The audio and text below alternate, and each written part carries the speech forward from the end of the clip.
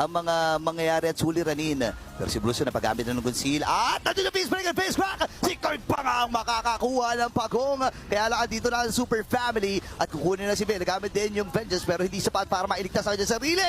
Sabay wings by wings para iisa nami. McCude pupunta na nga rin at si Kirk ang pinupuntahan. At actually parang oras nga lang ata yung paghahanda nila dito laban sa Onyx Philippines. Ay, naku po!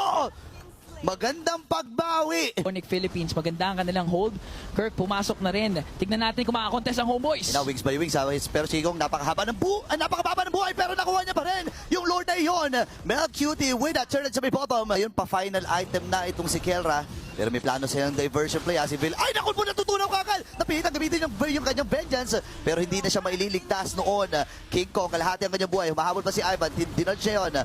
Habang andun yung Tsunamis lang. Pero may follow pa naman kay Kaliso Homeboys. Wala ata. Kasi si Kelra ay nanglilinis na. Able with a kill. Pero si King Kong nakakuha na rin ng isang kill. Sabi yung play na ginawa doon ng Onyx Philippines, Izanami Yeo, mag-isang dedepensa, 2 seconds bago mabuhay si Vil. Wala na yung gitna, wala na rin yung baba, may minions sila, madedepensahan pa ba ng homeboys? Tapos ba ito? Ay naku po!